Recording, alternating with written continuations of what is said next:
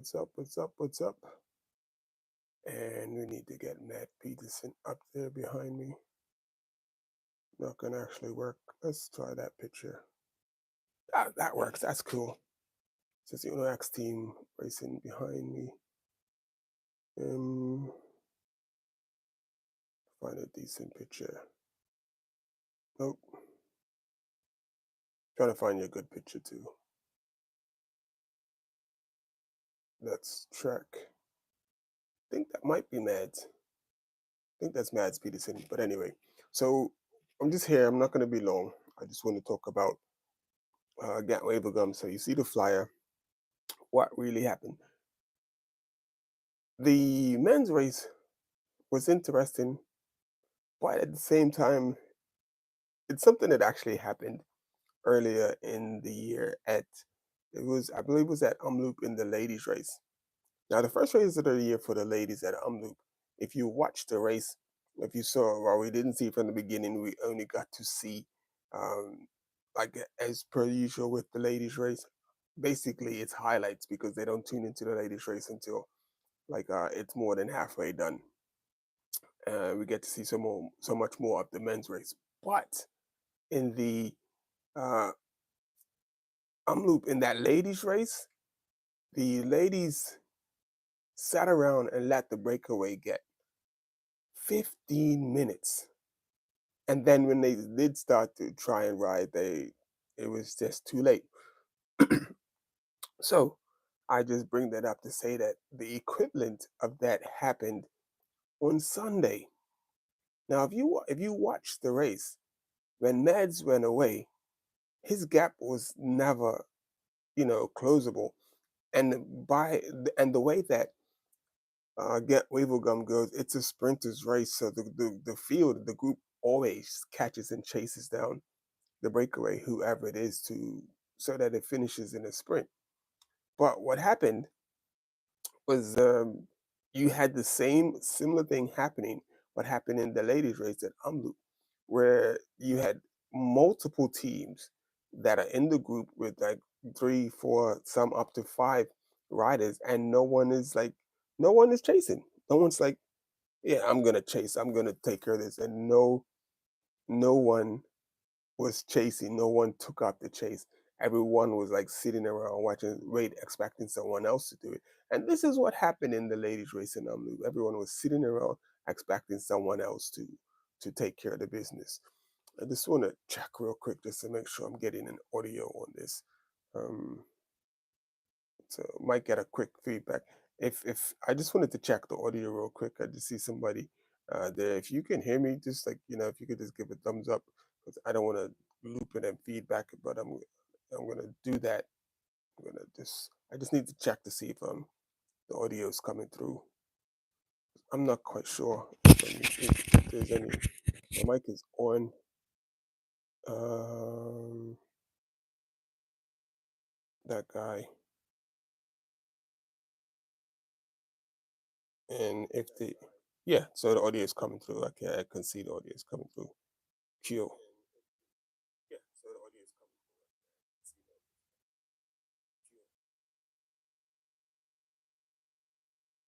And let's get on with that.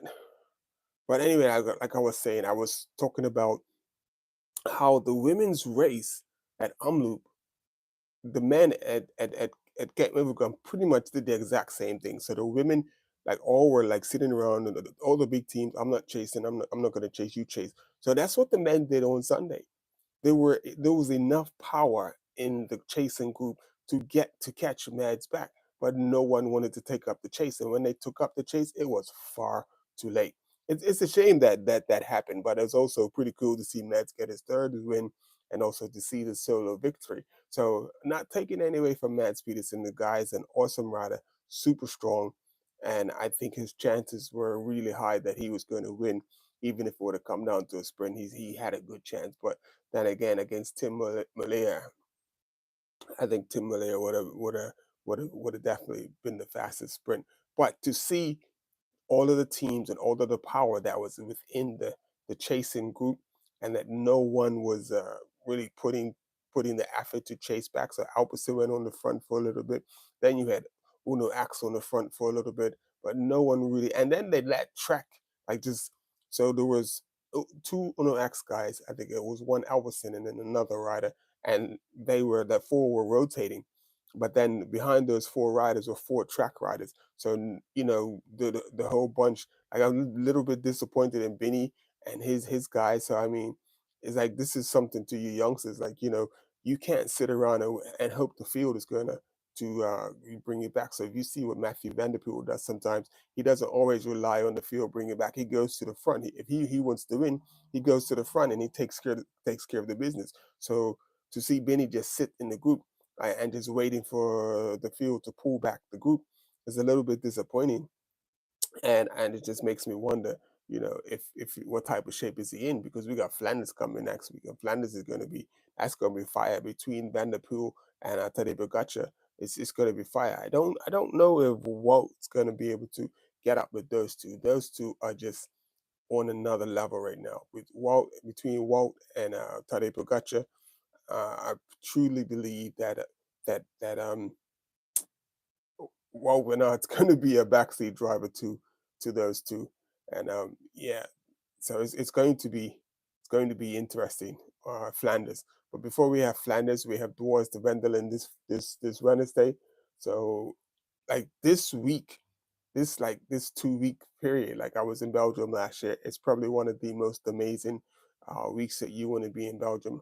I missed it this year, but I'm making sure that I'm not missing it next year. So you had the E3 was on Friday, then you had on Sunday you had the Gateway Become, then on Wednesday you got the Vendelen, and then on Sunday you have Flanders, and then following week you have Roubaix. It's just a couple of weeks that just the just to be there, like the atmosphere, the excitement is. So I mean, I was there last year, and hey Troker. So I was there last year, and I haven't been there for any races this year, and I'm so like in a sense I am disappointed that I wasn't able to be there this year for any of the races, but at the same time, it's just I just gotta do what I gotta do. Got a little ill this year, and I wasn't able to work and stuff so I could finance what I needed to do. So I'm unable to get there. So these things happen.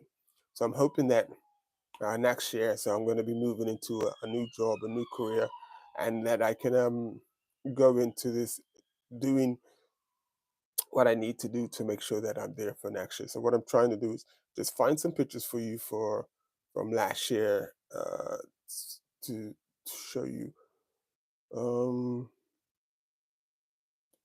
it doesn't want to go to the end of that. There's too many pictures in that. Let's just try one more time. No, it's not going to let me. It's not going to let me get to the end. No, it's not going to let me scroll down far enough. So trying to. Maybe I was just going too fast. Let's see. Yep, we got to here before. Yep, so it's not letting me get to the pictures that I want to show you. I just wanted to show some pictures of last year and stuff. I mean, last year was the bomb. I mean, man, if Flanders, the presentation, the race is so big. Flanders is like being at a stage of the Tour de France. I think the Tour de France is probably the only race that compares to the atmosphere at Flanders at the start of Flanders. The grandioseness, making up a word, the grandioseness of Flanders is amazing. So the riders, for starters, there's a carpet that's about maybe 10 feet wide, 3 meters, 3 yards, or however you do measurements wide. It's all yellow carpet. It's about a kilometer of carpet that rides up to a massive stage. I mean, a massive stage. The stage is probably the size of the on the football field, the 18-yard box. That's how big it is. It's actually that wide, and then it's actually that wide, but then longer in length and stuff. So and then it has like a long zigzags that down so that the riders could, get on and off to the stage. It is flipping unreal. When I got to Flanders last year, I was like a kid in a candy store. I kid you not. like just to see the amount of people that were there, all of the like giving away Flanders flags, and it was just I was just like in awe. So it starts in Antwerp and then finishes in where to in it's not it's in Flanders Fields. So on in Ordonez. It finishes in Ordonez. So it starts in Antwerp and then the race finishes in Ordonez. So I went up to Antwerp, took the train up to Antwerp, uh, parked my bike, locked my bike up, walked around, took some pictures and everything, and then left and then went down to Ordinate, took the train down to Ordinate to see the finish and stuff. But the and then even the finish and the presentation is just as big as the start. And if you watch Flanders and you see that picture where Matthew Van Der Poel holds his bike aloft, or is it I think one he's holding his bike aloft and the other one he's doing this in front of his bike to say like look at this fantastic bike that I was able to do this on. But also, I was able to be on top of the Koppenberg. And if you go back through my YouTube videos, you'll see like when I was at the top of the Koppenberg. So the time Matthew went through to the last rider was a 5 minute gap. And Matthew was one of only a few riders that was able to ride over the Koppenberg because it was wet and it was slippery. But I also have video of me riding up the Koppenberg. When I rode up the Koppenberg, it was actually dry. And I think that was amazing because I rode up there with the camera in my hand as well and recorded the whole time climbing up there. So that was pretty cool. Um, yeah, so, but I digress. And I was talking about why, it's amazing that the men pretty much did the exact same thing that the women did at Omloop, and they just literally sat around and watched Mads Peterson go away. So it was no reason for Mads Peterson to go away. He only went away because everyone was like waiting for someone else to take up the mantle to chase back. And like I said, I'm really disappointed in Benny's form so far. It just makes me wonder how is he going to be? How is Bini Gourmet going to be when it comes to the Tour de France? I mean, because he hasn't shown me any signs that he's like on form. Because last year this time, Bini Gourmet was he had won a few races already and he was on fire. I don't believe he's won any races yet this year, so it's not a good look. And as a sprinter, your confidence comes from winning, crossing the line first, putting your hands aloft. And he hasn't won any races yet. Ghent, I believe Ghent was his opportunity to take his first win because you didn't have any big dogs there. You didn't have Matthew Van Der Poel, Tom Pick, or Tadej Pogacar there to get in the way. So uh, Sunday was his perfect opportunity to get that first win. And if he would have won Wavergum again, man, it would have been just amazing. But the other thing, he did like take time off because he was at home with to see his child coming into the world, which is great and all of that. But not being mean or any of that, but this is your craft, this is your art, this is what you do. And I don't understand, like how you expect to be one of the top athletes in the world, but you don't make the sacrifices needed to be the top athlete, top cyclist in the world. Um, yeah, I love Benny, but I just think him going home to spend time uh, I understand, new kid and all of that, but dude, you missing that time. You put everything online, like your classic season and your Tour de France, how you're gonna perform in the Tour de France because you're gonna be missing that edge. Iron sharpen iron, and you need to be on the iron, and the iron is being in these races. And if you're not in these races, how do you really sharpen that tool? So I'm really disappointed in the fact that Benny hasn't been doing the races that he should have been doing, and this is part of the reason why he hasn't, like I particularly feel like this is part of the reason why he hasn't shown up really like on the radar to really like come and take care of business.